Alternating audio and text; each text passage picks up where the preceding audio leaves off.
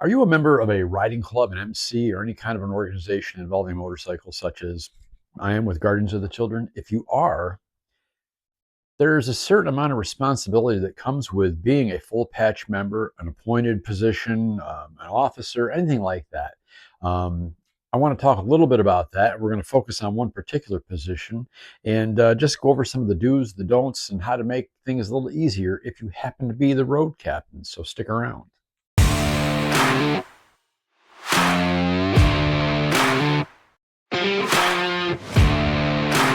Welcome back to Bob's Garage. If this happens to be your first time here, thanks for stopping by. I hope you find some content that's valuable to you and you get something out of it.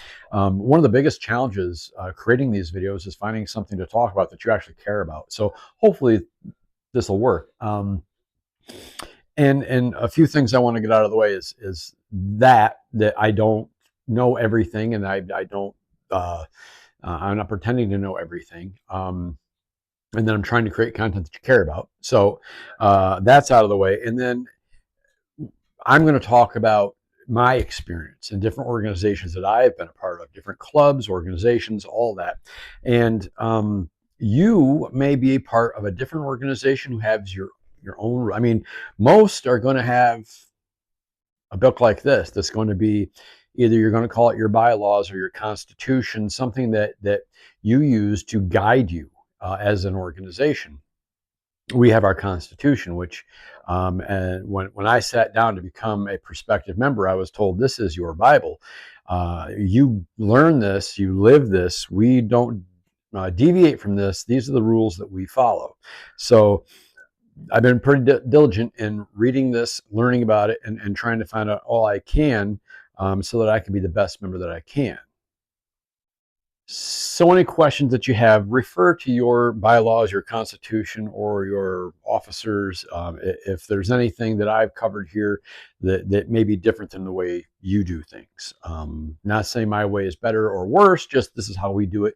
And I just want to try to help you be the best that you can be at that given position. This week, I wanted to talk a little bit about the road captain position. Very important position in an organization.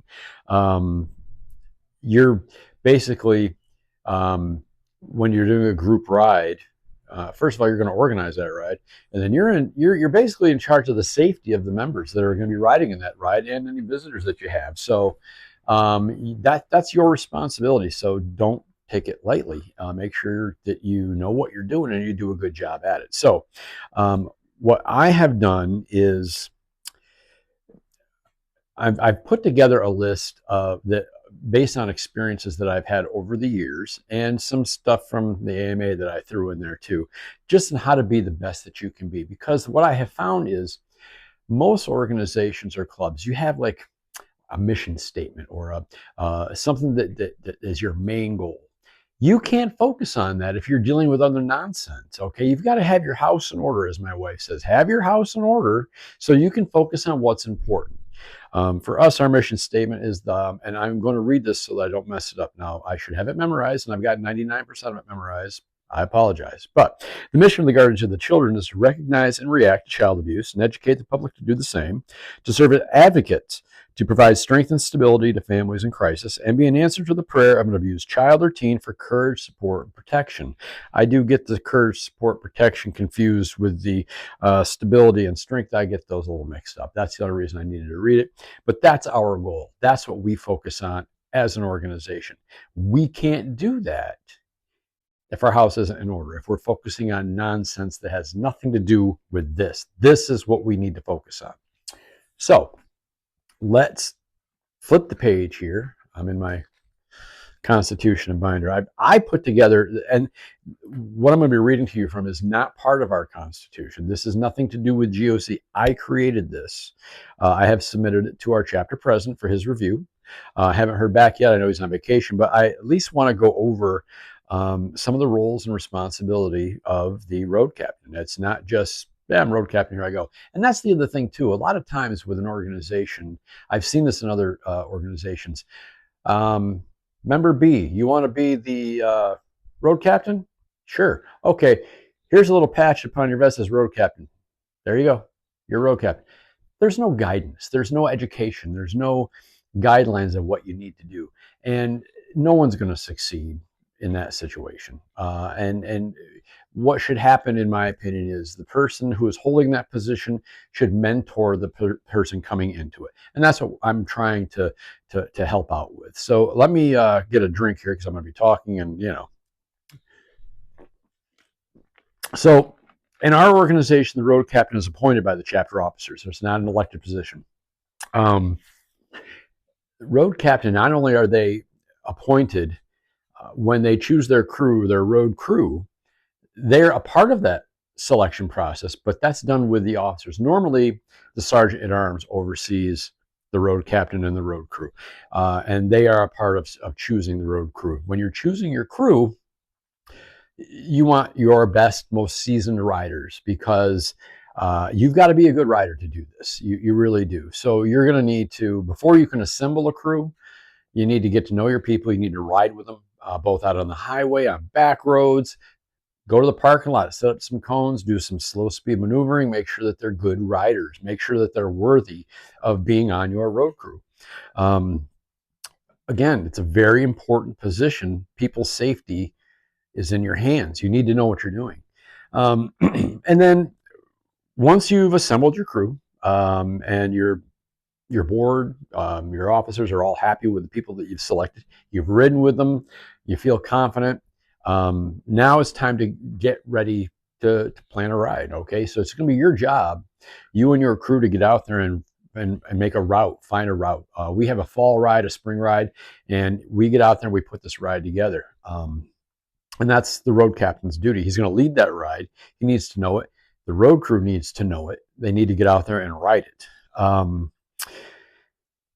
Once you have the ride planned, you have your crew, you're ready to go. Now it's important that when you're out there, you have the necessary items on your bike that you need. Number one, the bike itself needs to be reliable. Need to have a good, reliable motorcycle that is going to perform for you and that you're not going to have any worries about. So you want to make sure your bike is ready to go.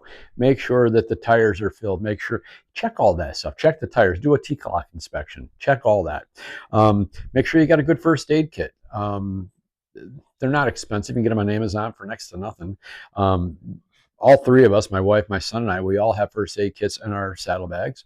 And it doesn't have to be elaborate. There's a list here that talks about some of the things that you're going to want to keep in your first aid kit. Some sterile gauze, pads, Band-Aids, antiseptic wipes, some antibiotic ointment, some burn gel or cream is very important. Hit your leg on a pipe or something. Pain relievers. I've got both ibuprofen and acetaminophen, some rubber gloves, trauma shears, which, I've got a pair of scissors and I got a knife. A tourniquet, yes. Make sure you have a tourniquet. You need a tourniquet. Again, Amazon, not a lot of money, but have a tourniquet. We all have one on our bike. You need to have one. If you're the road, anybody should, but the road captain, you really need to have one. Emergency pressure bandages, medical tape.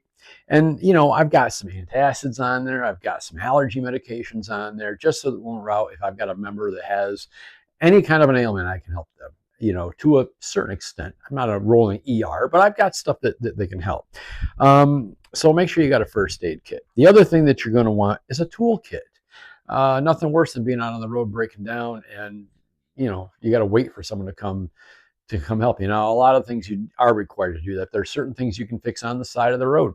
Make sure that you've got some assorted hex wrenches, assorted torque head wrenches, a flathead and Phillips screwdriver. Usually you can get a tool such as a Leatherman that'll have your screwdrivers and your pliers all built into one little tool, which is very handy. I've got a tool kit that I keep on the bike. Some electrical tape, some zip ties, stuff like that. I've got some bungee cords in there just in case.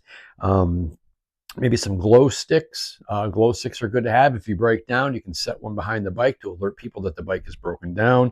Some Ziploc bags. Always keep a couple of Ziploc bags because you never know if somebody gets injured and you've got some bloody gauze and stuff. You need to put that in a bag so no one gets contaminated. That's always good to have. And just make sure that you've got a decent toolkit with supplies that you're going to need for any kind of roadside emergency. So Now you've got the ride plan, you've got your crew assembled, you've got your first aid kit, your bike is up and running, you got a toolkit in case you have a breakdown.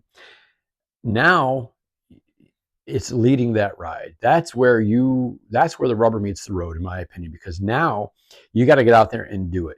The only way you're going to be able to do that, to actually to be a good road captain and a road crew, is if you practice together. You need to get out together and ride. Road captains, if you're out there, either send a text, however your organization communicates. We use an application called Discord, which is great. We have our own little channel called Road Crew Chat.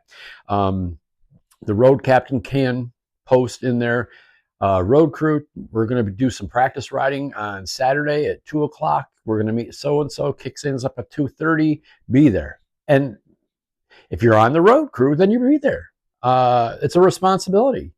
If you can't for some reason make it, if you've got something that's important, contact your road captain. Say, hey, look, you know what? I've got a wedding that I'm in that day. I can't make it. But I don't want to hear, oh, college football season started. I can't make it. Sorry, that's no cool. You are choosing to be a part of this. You've taken on that responsibility. You've got to earn it. You got to honor it. Just what you got to do. So you're not going to be able to do a good job on that ride unless you practice. And the road crew, they all know what each one's going to do before they have to do it. Road captain's going to pull up to an intersection, put out 2 fingers to the left. That means he needs 2 blockers on the left. Puts out a finger to the right. You got to have 1 blocker on the right. Then you motion to your group that you're riding with. You put up 1 finger for single file. Everybody moves to the right so the road crew can go back to the front of the pack and block again. It's things that you need to practice. You just don't do this. It just doesn't happen. You've got to practice these things. I can't emphasize that enough. So get out and practice is like the biggest message that I'm trying to convey. And then some other things that you might want to be aware of. I'm trying to get our organization to have everyone, at least the road crew, have a copy of people, all their contact information, of course. If they have roadside assistance, who their roadside assistance with. If their bike breaks down or if they have an accident, I need to know who to call. I need to know who to call in the case of an emergency if anything should happen. Certain things like that. So that kind of information should be kept by the road captain and given to the road crew as needed. Those are just things that make everybody a little safer in case something does come up. I'm sure I've left a few things out. I've missed a few things. I apologize for that. I'm trying to cover as much as I can, but it's a very important position. You need to dedicate the time and the effort if you're going to be a road captain. You just have to. You have to say, you know what? I've been appointed by my organization. In our case, that's how we do it. You're appointed, and okay, I'm going to do the best I can. I'm going to get out there and do it. And if you're not able to do that, that's totally fine. No one's going to be mad at you if you can't do that. If you can't dedicate the time and the effort, well, they'll just find someone who can. I usually there's a lot of folks that want to be either on the road crew or be the road captain because it's really not. It can be kind of fun. Planning the rides is a lot of fun. Working together, getting to know your crew, getting out and riding together. We all want to get out and ride. I mean, there's no negative to that. So finding someone to hold the position is usually pretty easy.